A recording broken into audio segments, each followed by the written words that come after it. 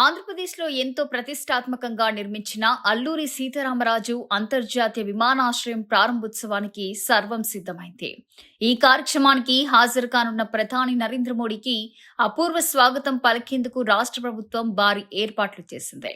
ప్రధాని మోడీ ఉదయం 10:45 విమానాశ్రయానికి చేరుకొనుండగా రాష్ట్ర గవర్నర్ ఎస్ అబ్దుల్ నజీర్, ముఖ్యమంత్రి ఎన్ చంద్రబాబు నాయుడు, ఉప ముఖ్యమంత్రి పవన్ కళ్యాణ్, కేంద్ర మంత్రి కె రామ్మోహన్ నాయుడు ఆయనకు స్వాగతం పలకనున్నారు.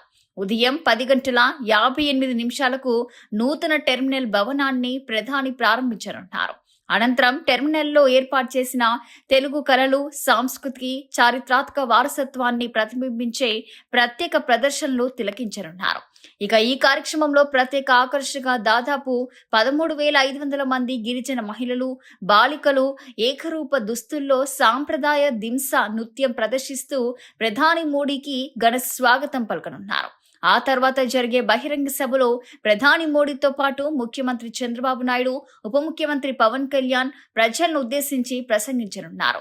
ఇక విమానాశ్రయాన్ని ఆంధ్రప్రదేశ్ కళా సాంస్కృతిక వైభవానికి ప్రతీకగా తీర్చిదిద్దారు. ప్రవేశ ద్వారం వద్ద భారీ ఎట్టికోపాక కళాకృతి, తోలుబొమ్మలు, బొబ్బిలి వీణ, నాదస్వరం, లేపాక్షి నంది, బంగినపల్లి మామిడి వంటి ప్రత్యేక కళాఖండాలతో టెర్మినల్ను అలంకరించారు. భవిష్యత్తులో ఈ విమానాశ్రయాన్ని ఏవియేషన్, ఏరోస్పేస్ హబ్గా అభివృద్ధి చేయాలని ప్రభుత్వం లక్ష్యంగా పెట్టుకుంది.